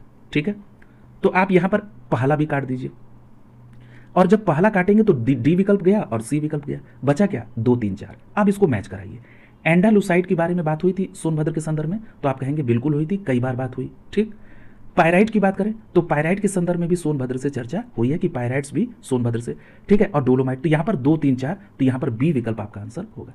तो इसी तरह से आपको ऑप्शन को भी इलिमिनेट करके अपने आंसर को सही करना होगा। क्लियर है, यानी आपको किस तरह से ऑप्शन इलिमिनेट करना हो ये भी टेक्निक आपके को पता होनी चाहिए। ठीक है, तो ये बात स्पष्ट हो गई। तो ये सोनभद्र के संदर्भ में ये बातें आपने देखी। क्लियर है, याद रखिएगा भारत में कुल खनिज का 3.7% ये उत्तर प्रदेश में, और उत्तर प्रदेश के सोनभद्र की यहां पर चर्चा हो रही है। तो याद रखिएगा एंडालुसाइट की बात होगी, पायराइट्स की बात होगी, डोलोमाइट की बात होगी। क्लियर है, इसके अलावा चूना पत्थर की बात होनी चाहिए, सोनभद्र के सिंगरौली में कोयला की बात होनी चाहिए, सोना के संदर्भ में भी याद रखिएगा सोनभद्र में ही सोना भी है, इसकी चर्चा भी मैंने आपसे की थी। और याद हो आपको कि 2020 में यहां पर कुछ जगहों पर सोना, जैसे हरदी में, सोनभद्र के हरदी में, ठीक है, हरदी में, ठीक, इसके अलावा सोन पहाड़ी में, ठीक, या इसके अलावा महूली में, ये जो क्षेत्र है सोनभद्र में ये सोना के लिए, हरदी, सोन पहाड़ी और महूली। ठीक है, तो सोना के संदर्भ में भी याद रखिएगा, सिलिमेनाइट के संदर्भ में भी सोनभद्र को याद रखिएगा, और डोलोमाइट तो आपको ध्यान में है ही। अब मिर्जापुर के बारे में बात हो रही है। मिर्जापुर को संगमरमर चूना पत्थर के संदर्भ में, और मिर्जापुर में और क्या क्या बातें थी वो हो चुकी है, जैसे एंडालुसाइट का संदर्भ भी मिर्जापुर से है, फायर क्ले का संदर्भ भी है। फायर क्ले में मैंने क्षेत्र बताया, बांसी, मकरी और खो। हीरा भी याद रखेंगे, संगमरमर भी याद रखेंगे, एस्बेस्टर पे भी चर्चा हुई, सैंड स्टोन यानी बलुआ पत्थर पर बात हुई है, कैल्साइट पर बात हुई है मिर्जापुर के संदर्भ में। तो ये सारी बातें ध्यान में रखिएगा। ललितपुर के बारे में बात हो तो ललितपुर के बारे में मैंने आपसे चर्चा की थी कि यहाँ पर यूरेनियम सबसे ज़्यादा, बॉक्साइट याद रखना है, ठीक है। उसके अलावा रॉक फास्फेट आपको ध्यान में रखना है। रॉक फास्फेट का उपयोग मैंने उर्वरक के उद्योग में बताया था, ठीक है। और ललितपुर में मैंने रॉक फास्फेट के संदर्भ में 2 क्षेत्र भी बताए थे, कौन कौन सा, पिसनारी और टोरी, ठीक है। तांबा ध्यान में रखना है, डायस्पोर याद रखना है, प्लेटिनम, पैलेडियम याद रखना है, ग्रेनाइट याद रखना है ललितपुर में, लौह अयस्क, क्वार्ट्ज याद रखना है, डायस्पोर याद रखना है, ठीक है। तो ये ध्यान में रखिए। तांबा के लिए मैंने ललितपुर में आपको सोनराई क्षेत्र बताया है, ठीक है। तो ये बातें आपको ध्यान में रखनी है, क्लियर है। और ग्रेनाइट के संदर्भ में अगर हम बात कर लें और क्षेत्रों की, तो देखिए ग्रेनाइट में मैंने आपको बता दिया पूर्व में ही, बांदा, झांसी, हमीरपुर, ललितपुर, महोबा, जालौन और सोनभद्र, ठीक है। तो ये भी हो गया। अब जैसे कई बार आपने देखा होगा डोलोमाइट पूछा है, डोलोमाइट कई बार पूछा है, ठीक। और डोलोमाइट को मैंने आपसे कहा है कि सबसे पहले आप इसको कोरिलेट करिएगा बारी सोनभद्र से। इसके अलावा आप बांदा को भी डोलोमाइट से कोरिलेट करेंगे, ठीक है। और यानी बारी, सोनभद्र और बांदा डोलोमाइट के। अच्छा, अगर पूछा जाए कि डोलोमाइट का उपयोग कहाँ होता है, तो डोलोमाइट के संदर्भ में याद रखिएगा इसका उपयोग इस्पात में होता है और किस में होता है, लौह उद्योग में होता है। इस्पात और लौह उद्योग में डोलोमाइट का प्रयोग किया जाता है, क्लियर है। तो ये सारी बातें आपको ध्यान में रखनी है, ठीक है। तांबा के बारे में बात करें तो तांबा के बारे में मैंने आपसे कहा है कि तांबा जो है ये ललितपुर से कोरिलेट आप कर ही रहे हैं। तांबा में याद रखिएगा पूछ लिया जाता है ये किस प्रकार की चट्टानों से, तो याद रखेंगे आग्नेय और परतदार चट्टानों से तांबे की प्राप्ति होती है, ठीक है। तो ये सारी बातें आपको ध्यान में रखनी है कि इस तरह के जो भी प्रश्न बने वो आपसे गलत ना हो। यूरेनियम की बात होगी तो सीधे सीधे आप ललितपुर, इसमें कोई इफ एंड बट नहीं है, सीधे सी विकल्प आपका आंसर हो जाएगा।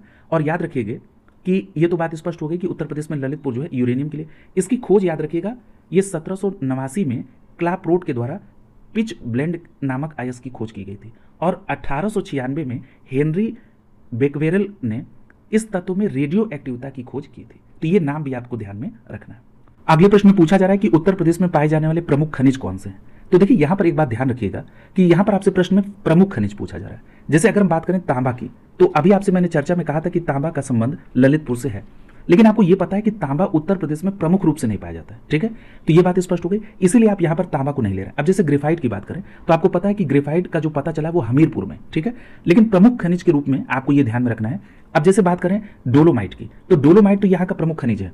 ये बात हुई है कि डोलोमाइट कहाँ पाया जाता है, बारी, सोनभद्र में, बांदा में भी पाया जाता है, क्लियर, क्योंकि इसका प्रयोग इस्पात और लौह उद्योग में होता है। रॉक फास्फेट के संदर्भ में भी मैंने ललितपुर आपको बताया, उर्वरक के क्षेत्र में ये होता है, लेकिन प्रमुख खनिज के बारे में ध्यान में रखना है, ठीक है।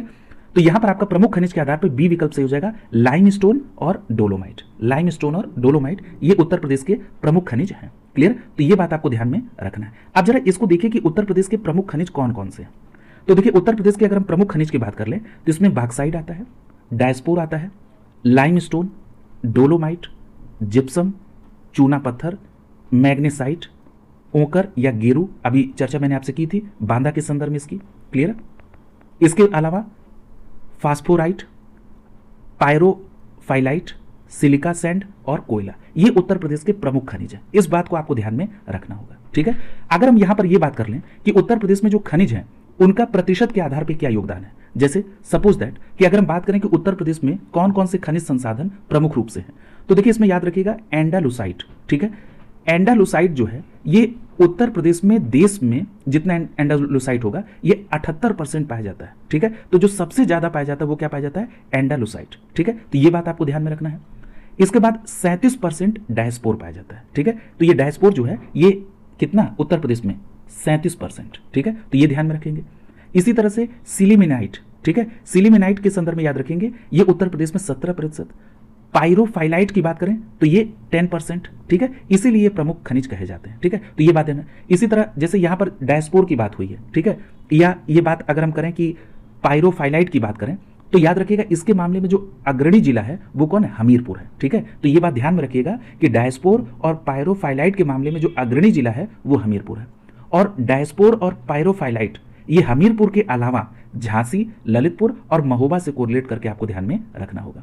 और ये जो पायरोफाइलाइट है इसका प्रयोग किस में होता है, तो याद रखिएगा सहताप और सिरेमिक उद्योग में इसका प्रयोग किया जाता है, ठीक है। तो ये बातें आपको ध्यान में रखनी होंगी।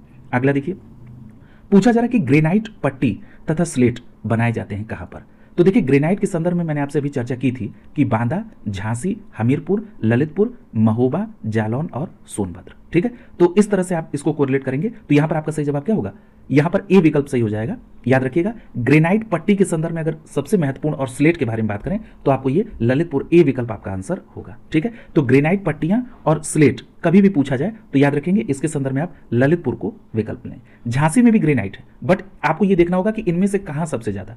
ठीक है, तो ग्रेनाइट और पट्टियां और स्लेट के बारे में चर्चा हो तो सीधे सीधे आप ललितपुर को ऑप्शन करेंगे।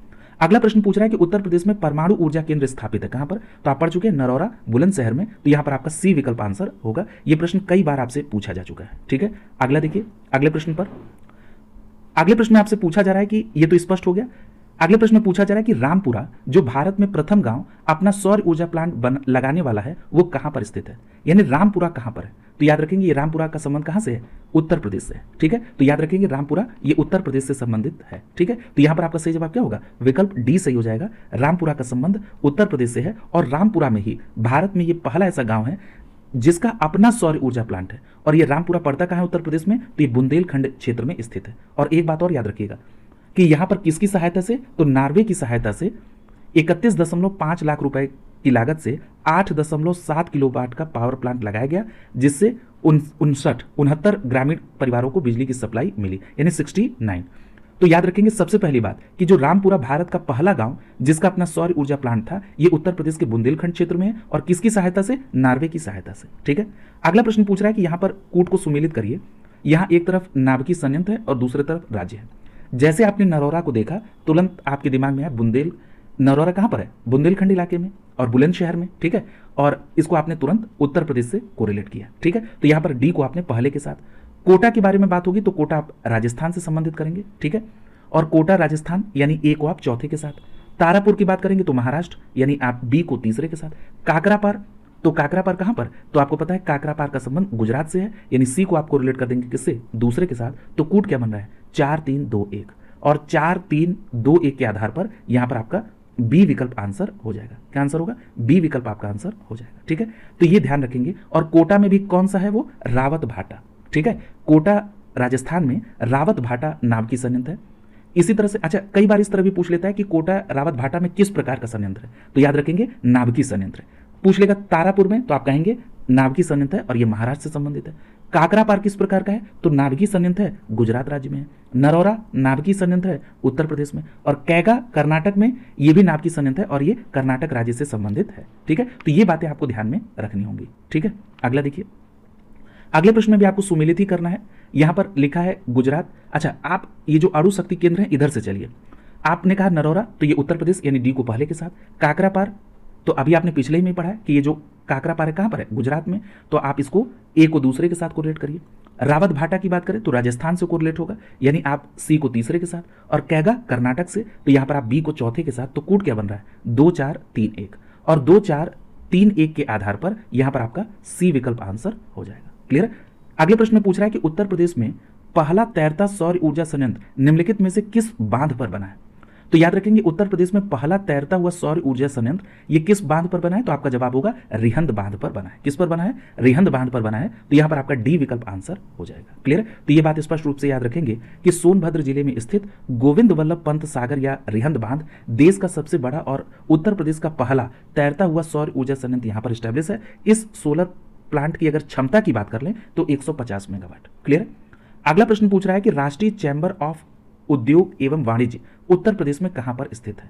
देखिए इस तरह के भी प्रश्न आपसे पूछे जाते हैं। संस्था का मुख्यालय कहां पर है या इस संस्था की स्थापना कब हुई, इस तरह के भी प्रश्न आपसे पूछे जाते हैं। तो याद रखेंगे राष्ट्रीय चैंबर ऑफ उद्योग एवं वाणिज्य उत्तर प्रदेश ये कहां पर है, आगरा में है। ठीक है, तो यहां पर आपका सी विकल्प आंसर हो जाएगा। ठीक है, ये बात स्पष्ट याद रखेंगे कि राष्ट्रीय चैंबर ऑफ उद्योग एवं वाणिज्य उत्तर प्रदेश के आगरा में है और इसकी स्थापना कब हुई थी, 1949 में हुई थी, 1949 में। क्लियर। तो ये बात आपको स्पष्ट हो गई।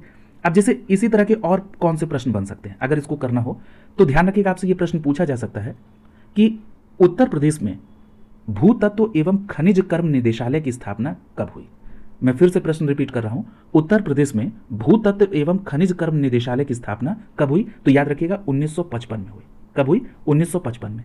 और इसका मुख्यालय कहां पर है, तो याद रखेंगे इसका मुख्यालय लखनऊ में। ठीक है। उत्तर प्रदेश में भूतत्व एवं खनिज कर्म निदेशालय का मुख्यालय लखनऊ है। इसी तरह एक प्रश्न आपसे पूछा जा सकता है, पूर्व में आपने देखा था कि उत्तर प्रदेश में जो निगम की स्थापना हुई थी, इनकी स्थापना के संदर्भ में, वर्ष के संदर्भ में प्रश्न पूछा है। तो इसी तरह पूछा जा सकता है कि उत्तर प्रदेश में उत्तर प्रदेश राज्य खनिज निगम की स्थापना कब की गई थी। तो याद रखेंगे, उत्तर प्रदेश राज्य खनिज निगम की स्थापना 23 मार्च 1974 को हुई थी। कब हुई थी? 23 मार्च 1974 को हुई थी उत्तर प्रदेश राज्य खनिज निगम की। क्लियर? तो ये भी फैक्ट आप इसी के साथ कोरिलेट करके ध्यान में रखिएगा। अगला प्रश्न कर रहा है कि उत्तर प्रदेश के किस शहर को सिरेमिक सिटी के नाम से जानते हैं। तो देखिए, सिरेमिक सिटी के संदर्भ में अगर हम बात कर लें आपसे, तो याद रखेंगे उत्तर प्रदेश में सिरेमिक सिटी कहा जाता है खुर्जा को। किसको कहते हैं? खुर्जा को। और आपको ये बताना है कि खुर्जा किस जिले में है, ये मैंने पिछली क्लास में आपको बताया है, तो ध्यान रखिएगा।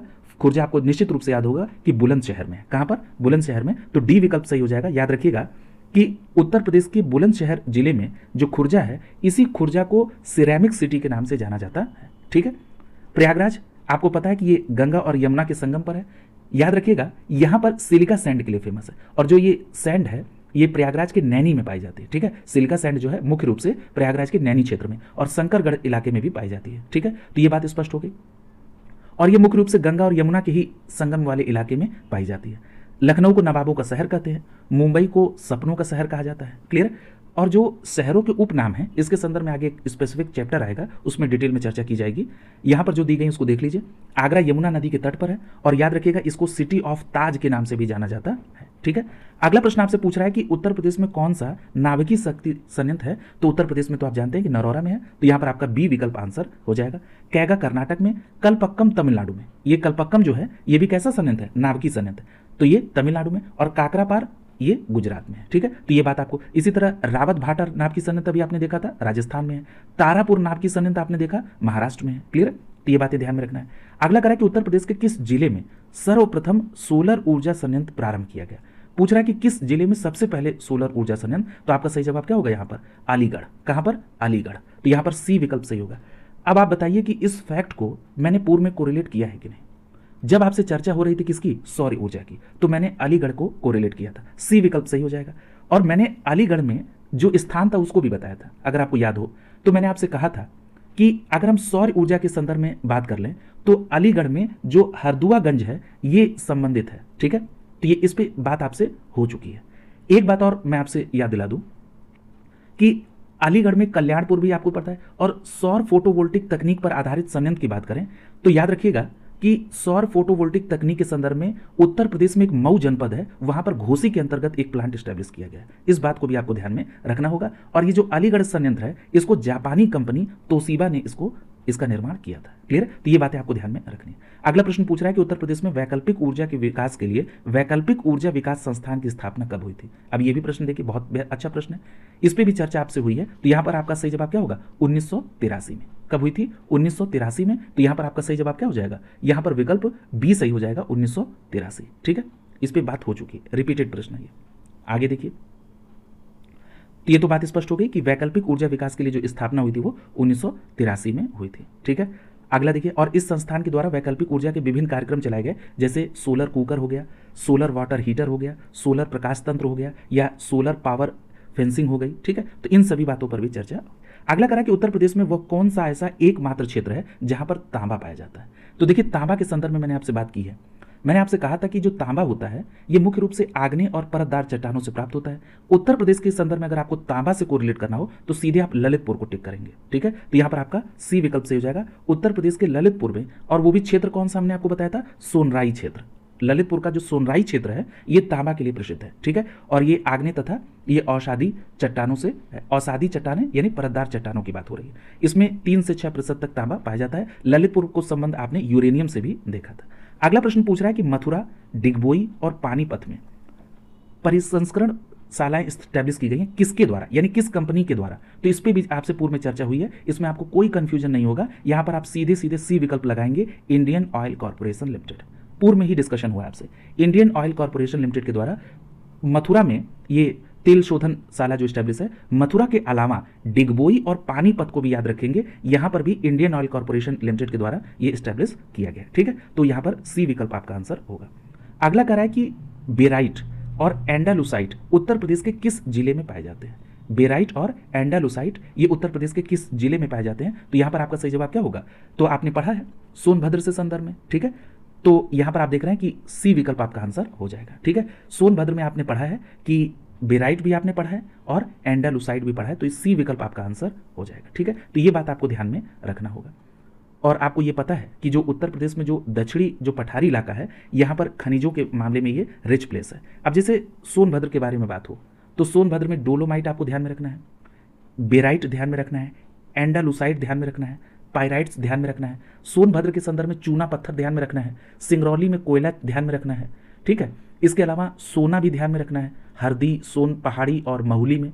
इसके अलावा सिलीमेनाइट भी आपको ध्यान में रखना है। सोनभद्र के बारी में आपको डोलोमाइट, ये मुख्य रूप से आपसे चर्चा हुई थी, ठीक है, तो ये आपको ध्यान में रखना है। मिर्जापुर के संदर्भ में भी मैंने आपको डिटेल में बताया है, ठीक है, फिर से पूरी बात रिपीट करने की आवश्यकता नहीं है। यहाँ पर हीरा, एंडालुसाइट, कैल्साइट, सैंड स्टोन और संगमरमर, ठीक है, सैंड स्टोन और संगमरमर। इसके अलावा मैंने फायर क्ले भी बताया है आपको, ठीक है, हीरा भी मिर्जापुर से कोरिलेट करके बताया, संगमरमर को भी याद रखना है, एस्बेस्टस को भी मिर्जापुर से याद रखना है, ठीक है, कैल्साइट पे भी चर्चा हुई है आपसे, ठीक है। बांदा के संदर्भ में अगर बात करें तो बांदा के संदर्भ में आप यहाँ पर देख रहे हैं चाइना क्ले, गेरू पर शुरुआत में ही चर्चा हुई, डोलोमाइट, पोटास और हीरा, ये बांदा के संदर्भ में। बांदा के संदर्भ में बॉक्साइट तो आपको निश्चित रूप से ध्यान में रखना है, ठीक है। याद रखिएगा, एक प्रश्न आपसे पूछा गया कि बेस मेटल्स कहाँ पाए जाते हैं, तो ध्यान रखिएगा जो बांदा है, बांदा में ही बेस मेटल्स पाए जाते हैं। अगर पूछा जाए कि बेस मेटल्स कहाँ पाए जाते हैं तो आपका जवाब क्या होगा? बांदा में, ठीक है। बॉक्साइट याद रखिएगा। इसी तरह से कांच बालू के संदर्भ में भी बांदा को आप ध्यान में रखिएगा, ठीक है। पोटास लवण के संदर्भ में अभी बात हो गई, हीरा के संदर्भ में भी बांदा को याद रखिएगा, ग्रेनाइट के संदर्भ में भी याद रखिएगा और गेरू के संदर्भ में भी चर्चा हुई थी, ये ध्यान है। अब प्रयागराज की बात करें तो प्रयागराज में कांच बालू और पोटास लवण, ये आपको ध्यान में रखना है। इसी तरह से आगे दिया है ललितपुर के संदर्भ में, तो देखिए ललितपुर जो है ये बहुत फेमस है। ललितपुर के संदर्भ में क्या क्या बात हुई थी? तो ललितपुर के संदर्भ में तो सबसे पहले यूरेनियम की बात हो जाए। ललितपुर के संदर्भ में तांबा, वो भी सोनराई क्षेत्र है ललितपुर का, वहां पर होता है। सोना के संदर्भ में भी आपको ललितपुर को ध्यान में रखना है, बॉक्साइट भी ध्यान में रखना है। रॉक फास्फेट, मैंने आपसे कहा था कि जो रॉक फास्फेट होता है ये उर्वरक के उद्योग में फेमस होता है, यानी जो उर्वरक उद्योग से संबंधित होते हैं उसमें रॉक फास्फेट का प्रयोग होता है। और ललितपुर के मैंने दो स्थान आपको बताए थे, एक बताया था पिसनारी और दूसरा टोरी, यहाँ पर रॉक फास्फेट। इसके अलावा लौह अयस्क के संदर्भ में आपको ध्यान में रखना है, क्वार्ट्ज को याद रखना है, क्वार्ट्ज के संदर्भ में भी आपको ललितपुर को ध्यान में रखना है, ठीक है। लौह अयस्क के संदर्भ में आप पढ़ ही चुके हैं, ठीक है। तो ये बातें, डायस्पोर याद रखिएगा, डायस्पोर के संदर्भ में भी ललितपुर है। अगर हम बात करें झांसी की, तो झांसी के संदर्भ में आपको ध्यान में रखना है कि फेल्सपार आपको ध्यान में रखना है, जिप्सम याद रखिएगा, डायस्पोर याद रखिएगा, सेलखड़ी याद रखिएगा यानी खड़िया, और पोटास लवण भी, ठीक है। ये अच्छा, झांसी में एक बात और याद रखिएगा, पायरोफाइलाइट, ये जो पायरोफाइलाइट है इसका संबंध भी झांसी से है, ठीक है। और ये जो आप सेलखड़ी पढ़ रहे हैं तो सेलखड़ी के संदर्भ में आपको दो क्षेत्र ध्यान में रखना है, एक तो झांसी आप देख रहे हैं और उसके साथ साथ हमीरपुर, ठीक है। सेलखड़ी के बारे में बहुत बार पूछा गया है, झांसी और हमीरपुर, ये बिल्कुल याद रखिएगा। रही बात एस्बेस्टस की, तो एस्बेस्टस को अभी हमने आपसे किससे, मिर्जापुर से कोरिलेट कराया था, तो याद रखेंगे एस्बेस्टस भी कई बार पूछा गया है, तो मिर्जापुर और झांसी, एस्बेस्टस जब भी पूछा जाए तो मिर्जापुर झांसी बिल्कुल आपके दिमाग पर होना चाहिए, ठीक है। तो ये बातें आपको ध्यान में रखना है। ग्रेनाइट भी आपको झांसी के संदर्भ में ध्यान में रखना है, ठीक है। और एक बात और याद रखिएगा, ये जो फेल्सपार है ये आपको झांसी के संदर्भ में कई बार पूछने को मिलेगा, क्योंकि ये उत्तर प्रदेश में केवल झांसी के संदर्भ में ही फेल्सपार को आपको ध्यान में रखना है, ठीक है। तो ये सारी बातें आपको ध्यान में रखनी है। क्वार्ट्ज जो है, ये क्वार्ट्ज झांसी के संदर्भ में भी आप ध्यान में रखेंगे, क्लियर है। अगला देखिए, अब देखिए यहाँ पर ये पूरा चैप्टर आपका कंप्लीट हो गया, क्लियर है। तो इस तरह से जो भी चीज़ें हैं वो आपको ध्यान में रखनी है। यहाँ पर एक अतिरिक्त फैक्ट्स आपको अभी कोरिलेट कराया जाएगा कि उत्तर प्रदेश में जल विद्युत परियोजनाएं कौन कौन सी हैं, क्लियर है। अभी आपने उत्तर प्रदेश में जो आणविक परमाणु ऊर्जा केंद्र था वो देखा नरौरा में, इसके अलावा उत्तर प्रदेश के जो प्रमुख ताप विद्युत केंद्र थे उसको भी आपने देखा।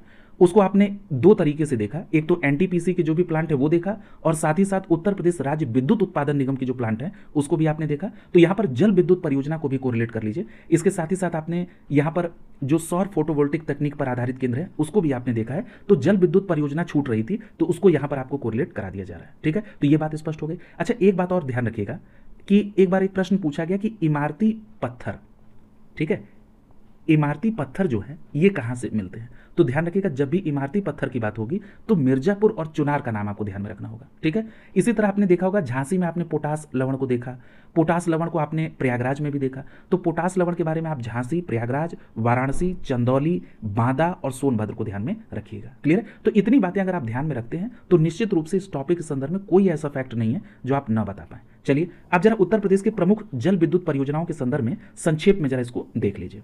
सबसे पहले हम लोग बात करेंगे खारा जल विद्युत परियोजना की। ये जो खारा जल विद्युत परियोजना है, ये याद रखिएगा इसका संबंध सहारनपुर से है और किस नदी पर है? असन नदी पर है। देखिए यहां से सीधा प्रश्न बन सकता है, ठीक है, क्योंकि हर सेक्टर पर डिटेल में बात हुई है। जल विद्युत परियोजना को भी देख लीजिए। खारा जल विद्युत परियोजना सहारनपुर असन नदी पर।